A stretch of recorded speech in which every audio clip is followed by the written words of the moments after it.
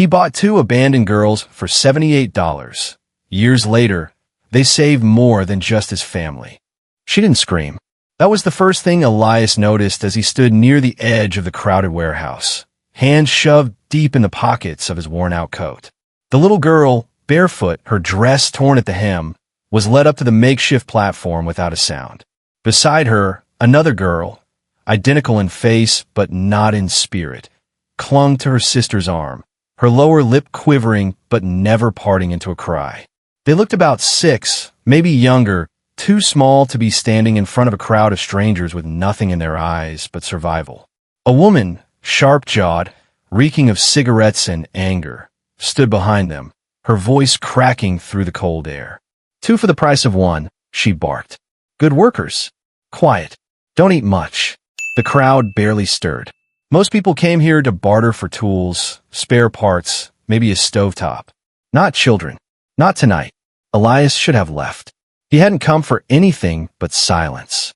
Since his wife passed, every minute had felt like borrowed time, and every glance at his son Noah, mute since birth, wide-eyed with grief, only deepened the hollowness in his chest. But something in him refused to turn away when the smaller twin looked up.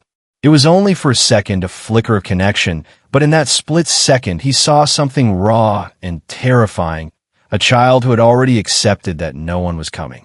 The bidding started low, insultingly low. Someone in the back muttered something about mouths to feed. Another laughed. The woman on the platform scowled. $50, a voice called. Laughter. The girls flinched. 60, another voice followed by silence. Then Elias heard his own voice before his brain caught up. 78, he said. And 3 cents. Heads turned. The woman blinked. What? It's what I've got, he said, stepping forward. I'll feed them. They'll sleep indoors. It's not a bid. It's an offer. The warehouse went still. The woman sneered. You serious? Dead serious, Elias replied. I'm not buying them. I'm giving them a home. The woman studied him like she was weighing rusted metal. Finally, she shrugged, stepped aside, and walked away. No paperwork. No signatures. Just like that, they were his. He walked them out into the night, the wind biting through every layer of his coat. Noah waited in the truck, fiddling with a worn-down toy in the passenger seat. Elias helped the girls into the back and handed them the only 2 jackets he had, both smelling faintly of old wood and diesel. Neither girl said a word. The older one, Isla, she would later whisper, stared out the window with eyes that didn't blink. The younger one, Elara, curled against her sister and fell asleep before they left the parking lot. Elias didn't speak on the ride home. He just drove, the truck rattling over potholes, the heater humming uselessly. He didn't have a plan, just a gut feeling, the kind that doesn't ask for permission. When they reached the cabin, he carried Elara inside first, setting her gently on the couch. Isla followed on her own, stiff but alert. Noah peeked around the corner, his eyes flicking from the twins to his father. Elias gave him a nod. We've got company, he said quietly. They'll be with us for a while. Noah didn't respond, he rarely did, but he stepped forward, tapped the armrest of the couch once, then twice. Isla noticed. What does that mean? She asked. Her voice cracked like old ice. Elias glanced at Noah, then back at her. It means welcome, he said. He wasn't sure if it did. He wasn't sure of anything. But that night, as the fire crackled low and the wind howled outside, there were 4 people under one roof. 2 of them had no words. One had too many thoughts. The last had only silence. But in that silence, something began to grow, slow, uncertain, but real. Not family, not yet, but something close. Something that might hold. The cabin didn't have much, but it had warmth. Elias pushed the door open and let the cold night follow them inside before it faded into the crackle of the old fireplace. The girls stood just beyond the threshold, their shoulders barely brushing, eyes scanning the room like it might vanish if they blinked. Elias pointed to the couch. You can sit, he said. Neither moved until Noah stepped forward from the hallway and tapped the back of the sofa twice, then once more. It was subtle, soft. Elara watched his hand, then slowly climbed onto the edge of the cushion. Isla remained standing, tense but alert, her eyes never leaving Elias's face. He didn't press. He went to the kitchen and started boiling water. Soup, if you could call it that. A few scraps of vegetables, some stale crackers crushed into crumbs. He hadn't planned for guests, let alone children. He set the table for 4, wiping dust off chairs that hadn't been used since his wife's funeral. When the food was ready, he motioned them over. Alara came first, quietly, gripping the sleeve of her coat with both hands. Isla followed, slower, her gaze flicking from fork to spoon to napkin like each was a trap. Noah slid into his seat and tapped the edge of the table once, then again, then a third time. Elias watched Isla freeze, then mimic the taps with her fingers, cautious at first, then more certain. No words, just 3 quiet taps on old wood. Alara reached for her spoon. For a moment, it was just chewing and slurping and the occasional clink of metal. Then Elias saw something he hadn't seen in years. Noah reaching out, tapping Isla's bowl once. She paused, then smiled, just a flicker. Elias didn't speak. He just kept eating, heart steadying in his chest. After dinner, the girls helped carry their bowls to the sink without being asked. Alara rinsed. Isla dried. Noah stood beside them, silently nodding like they'd rehearsed it all before. Elias rolled out 2 old sleeping bags by the fire and handed them a blanket. It was the same one his wife had crocheted years ago, tucked away and never touched since. Alara grabbed a corner first. Isla hesitated, then sat down and pulled it over her lap. Noah took his usual spot on the floor, cross-legged back against the wall, and tapped the floorboard near his knee. Once, twice, 3 times. Alara mirrored the rhythm with her fingertips on the blanket. Isla closed her eyes. No one said goodnight. The wind howled softly outside, snow beginning to patter against the windows. But inside, beneath that old blanket, 3 children lay close enough to feel each other's breath. Elias sat in the kitchen, staring at the 4th empty chair for a long time before turning out the light. The days passed quietly, not because nothing happened, but because everything that did was small and easy to miss if you weren't looking closely. Isla always was. She watched the way Elias stirred his coffee exactly 3 times before drinking. How Noah touched the radio dial with the back of his knuckles instead of his fingers. How Alara twitched at her sleep when she dreamed. She didn't speak much, but her eyes never stopped working. Alara began to laugh again. Barely, at first, just little breaths of sound that slipped out before she realized she was allowed to make them. The first time Noah tapped a rhythm on the armrest beside her, she tilted her head and copied it back. 1, 2, 1. Then again. 1, 2, 1. The 3 of them started building a quiet code that didn't need paper or speech. Tap tap meant, I'm here. Tap swipe meant, thank you. A single long press on the table during dinner meant, I'm listening. It wasn't formal. It wasn't taught. It just became how they were. Elias noticed it most when the house felt less like a space he kept clean and more like something alive. One afternoon, while dropping off firewood, he saw the 3 of them huddled around an old book on the floor. Isla traced her finger along the diagram of a knee joint, whispering the words, trying them out. Alara pointed to a bruise on her leg and asked if bones could ever cry. Isla said no, but sometimes people's bones remember pain longer than their skin does. That same week, Elias took them into town for the first time. They went to the library. It was small and warm and smelled like paper and lemon polish. Mrs. Ellen, the librarian, was a soft-voiced widow with eyes that missed nothing.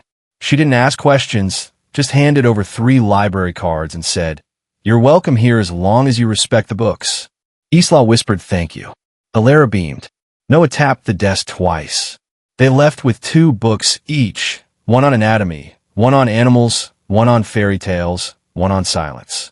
That night, Alara tripped in the yard chasing a ball. The scrape on her knee bled more than it should have. Elias reached for the first aid kit, but before he could open it, Isla stepped in. "Wait," she said. "I've got it." She took the cloth, dampened it, dabbed gently. She used the antiseptic sparingly. She wrapped the gauze tightly, but not too tight. Her hands were steady, her face serious. Elias watched without interrupting. When she finished, she glanced up. "I think I want to fix people," she said. No one corrected her. Noah touched her hand once, softly. Alara leaned into her shoulder. Elias looked at the two girls, then at his son, and felt something settle inside him. Not certainty, but something close. It wasn't just survival anymore. It was beginning. Elias found it by accident. He was flipping through one of Noah's old Braille books, checking for torn pages or notes scribbled in the margins, when a folded receipt slipped out and landed in his lap. It wasn't recent. The ink was faded, the edges worn. But the name printed at the top, Vivian Halden, stuck in his mind. He didn't recognize it, but something about the way it had been tucked away, hidden and forgotten, made him pause. There was an address on the bottom, a small suite number in a downtown building 2 hours south. He didn't tell the kids. He just told them he had errands and would be back before dinner. The city was louder than he remembered. Everything about it felt too fast, too polished. The building was wedged between a flower shop and an insurance office. No sign, just a brass plate with a number and a buzzer. He pressed it. A voice answered. Second light. He hesitated. I'm looking for Vivian Halden. There was a pause, then a soft reply. Do you have an appointment? No, he said, but I think she might have saved my life. The door clicked. The office was small and quiet. No receptionist. Just walls lined with mismatched furniture and a faint smell of lavender. She was already standing when he entered, tall, composed, no-nonsense posture, but kind eyes. You're the man from the auction, she said. Not a question. Elias nodded. I didn't know you were there. I wasn't, she said. Not in person. I sent someone. A friend tipped me off. I couldn't be there, but I didn't want them to go to just anyone. Why me, he asked. Vivian didn't answer right away. She walked over to the window, then turned back. Because once, someone walked away from me. I was 7. Foster system. I waited. Nobody came. And when I saw what you did that night, what you gave up to take them, I saw something I didn't know I needed to see. That maybe there are people who don't walk away. Elias looked down, unsure what to say. I never knew who to thank. You don't have to, she said gently. You were the one who stayed. I only gave money. You gave yourself. He swallowed hard. It didn't feel like a choice. Exactly, she nodded. Sometimes healing begins when someone refuses to walk away. They sat for a while, not as strangers, but not quite friends. Just two people who understood something the world rarely put into words. When he finally stood to leave, she handed him a small notebook. There are more kids like them, she said. I'm trying to help, one at a time. Let me know if you ever want help too. Elias nodded. I think I already started. No one said when it happened, because there wasn't a moment you could point to, no single day where it all shifted. It just did, piece by piece, like snow melting into soil. The girls stopped calling the cabin the house and started calling it home. Elias no longer introduced them as the twins to neighbors, just Isla and Alara. Noah didn't flinch when someone new entered the room, and the chairs at the table stayed pulled out, ready, every night. Alara started writing in a journal she found tucked behind a shelf at the library. Its cover cracked, but pages still blank. At first, it was just notes, what she ate, what she felt, things she didn't say out loud. Then, one day, she read a piece aloud in front of the class. The assignment was to write something called What I Wish People Knew. Her essay was titled, Why Every Kid Deserves a Second Start. When she finished, no one spoke. Then someone clapped. And then everyone did. Alara didn't smile right away, but her fingers tapped her notebook in rhythm as she sat down, like she was holding the applause inside herself. Isla was quieter about her plans. She didn't talk much about the future, but her drawings said everything. Detailed anatomical sketches filled pages of scrap paper. Hearts, lungs, bones, sometimes labeled, sometimes not. She'd sit cross-legged beside Noah, while he showed her how to feel vibration through floorboards or how to know someone entered a room by the shift in air. This is how I hear, he told her once, placing her hand against the window. The trees tell me when the wind's about to change. She believed him, maybe because he never said anything that wasn't true. Vivian started coming by more often. Not every day, not even on a schedule, just enough to be part of things. She brought books sometimes, or fresh bread, or stories about her work. She never took over. She sat where there was space. She laughed when someone made a joke. She helped fix the leaky faucet, not because it needed fixing, but because Isla asked how a wrench worked. Elias didn't ask her to stay longer. She didn't offer. It didn't need to be spoken. Some people arrived not as guests, but as answers. The five of them built something no one had the words for. Not quite perfect, but steady, kind, strong.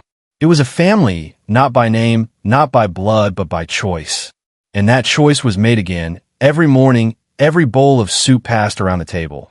Every night someone said good night without needing to explain why they were still there. The storm hit harder than they expected. The wind started before sunset, and by nightfall, the power was gone. No lights, no heat, just the sound of branches cracking in the dark and the whistle of cold pressing through the cracks in the wood. Elias moved fast, pulling blankets from closets, lighting what candles they had left, and getting the fire going. The old stove was enough to boil water, so he threw together what he could: potatoes, carrots, a handful of lentils, and called it soup. It wasn't much, but it was hot. They sat close, the five of them, bowls in laps, the fire painting shadows across their faces. No one complained. Isla passed a piece of bread to Noah without being asked. Alara scribbled in a notebook using a flashlight wedged between her knees. Vivian wrapped a blanket around all three kids like it was routine. There wasn't much talking, not because no one had anything to say, but because the quiet was enough. When the soup was finished and the last candle started to burn low, Alara yawned first, curling into Isla's side. Noah sat with his back to the hearth, his fingers drumming lightly on the floor in a rhythm he hadn't used before. Elias watched him, wondered what he was thinking, then turned his attention to the fire. Minutes passed, maybe more. Then, without warning, Noah leaned his head against Vivian's shoulder and said it. Just one word, barely above a whisper. "Mama." No one moved. No one even breathed. Vivian looked down at him, stunned, eyes filling, but said nothing. Elias felt something in his chest tighten, then loosen all at once. It wasn't about the word. It wasn't about who he meant. It was about what it cost to say it, what it meant to trust enough to let it out. Noah hadn't spoken in years, not even a sound, and now he had given that word away like a gift he'd been holding too long. Elias didn't cry, but he let himself feel it, the weight of all they had survived, the strange, stubborn miracle of a family that didn't look like any picture in a frame, but felt more real than anything else. They hadn't tried to fix each other. They didn't know how, but somewhere between the soup and the silence, they had started to heal anyway, together. The invitation came folded in half, tucked between school papers in Alara's backpack, addressed to the Brooks family. No fancy seal, no gold ink, just a typed line requesting their presence at the annual community recognition night. Elias didn't think much of it until Isla brought it to him with that quiet confidence she wore when something mattered. "They want me to speak," she said. He looked at her. "You don't have to." She shook her head. "I want to." The day of the event, Noah wore his cleanest shirt, the one with buttons he didn't like but tolerated. Alara braided her own hair and Isla's. Elias wiped his shoes with a dish towel. At the venue, rows of folding chairs lined the room. Names were called, handshakes exchanged. Then Isla's name. She walked to the front of the room, didn't look back. Her voice was steady. "My name is Isla. I'm 6, almost 7, and I used to be very small in this world. But someone gave me a chair at the table. Now, I want to build more chairs." It wasn't long. No big words. But when she stepped down, people stood. Not everyone, but enough. Alara squeezed her hand. Noah tapped her shoulder twice. That night, Vivian showed up unannounced. She didn't knock hard, just enough for Elias to hear over the laughter inside. He opened the door, surprised but not unsettled. "I wasn't sure I should come," she said. He stepped aside. "You're always welcome." Dinner was already on the table. Meatballs, bread, leftover carrots. Nothing special. But when they all sat down, 5 chairs, 6 plates, elbows bumping, voices overlapping, it felt like a holiday. Vivian didn't try to lead conversation. She just passed the butter, listened, nodded when Noah tapped something only she understood. Isla told her about the speech. Alara read a new story she'd written. Elias watched, silent most of the time, just letting the moment take root. After dessert, 2 cookies each, store-bought but sweet, Vivian helped clear the plates. Elias poured tea into mismatched mugs. No toast, no speeches. Just one quiet truth resting in the center of the table. They didn't need a stage to be seen. They already were. They sat at the kitchen table, one by one, each with a scrap of paper and a pen that barely worked, writing down words meant for someone they might never meet. Elias didn't ask them to. It just happened. Noah went first. He wrote slowly, letter by letter, his hand steady from months of quiet practice. Listening is my superpower. He didn't look up after. He didn't have to. Alara wrote next, her letters slanted and bold. Never stay quiet when someone else needs your voice. She dotted the I with a heart and folded the page like it was a promise. Isla stared at her blank paper the longest. Then she wrote in small, careful print. Even pain can become purpose, but only if love walks beside it. No one spoke after that. Elias tucked the letters into a tin box, sealed it with tape, and buried it near the garden bed out back. Noah pressed the first seed into the dirt, then Isla, then Alara. Tomatoes in one row, marigolds in the next. The kind that always grow back, even after hard wind. Vivian stood beside Elias, arms crossed, face soft. She didn't say much, just reached for his hand and held it, firm and sure. "You're not alone anymore," she said. He didn't answer.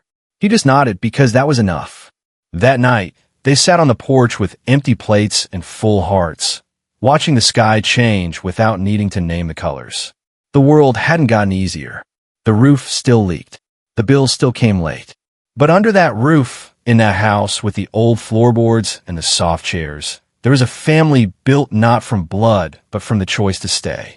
And sometimes that's the strongest kind of family there is. If this story touched something in you, if you believe like we do, that quiet love changes lives, please like the video, share it with someone who needs it, and subscribe to the channel. Your support helps us bring more stories like this to life. Because somewhere, someone is still waiting to be heard.